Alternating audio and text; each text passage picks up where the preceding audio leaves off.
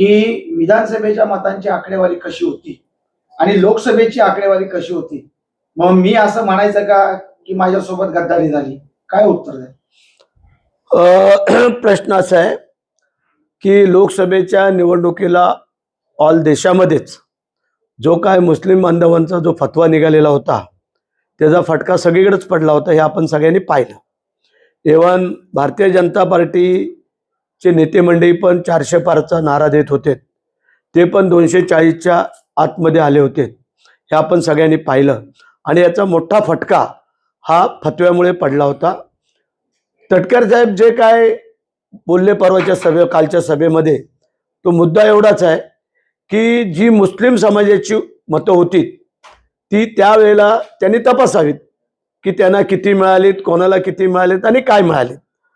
कारण ती जी काय आमची त्यावेळेला एक 15 ते 16 हजार मतं ही कमी झाली होती, ही सगळ्यांचीच, हे काय त्यांच्याच नाही, ऑल देशामध्ये झालं होतं. हे ते मला वाटतं कदाचित गणित करायला विसरले असतील. त्यानंतर त्यांची 25,000च्या आतच मतं, 30,000 आमच्याकडं नाहीत, 25,000च्या आतच. आणि त्या 25,000मधली काय 25,000 मतं होत नाहीत, लक्षात आलं का? त्यामधले 3-4 हजार मतं तर होत नाहीत 25,000 बोलल्यानंतर, म्हणजे राहिली जेमतेम 22,000. त्यातली 15,000 तर मुस्लिम बांधवांची मतं, आणि मग जी काय त्यांना मिळाली मतं याचं त्यांनी गणित करावं. हा पार्ट वेगळा आहे. प्रत्येक खासदारकीला वेगळी गणितं असतात, प्रत्येक ठिकाणी आपण जर पाहिलं. पण आमदारकीला ही वेगळी गणित आहेत, हे सगळीकडे त्यांनी तपासावं.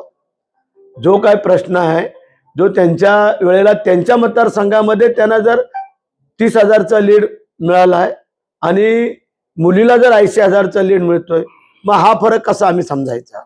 हा पण त्यांनी त्याचं गणित मांडायला पाहिजे ना.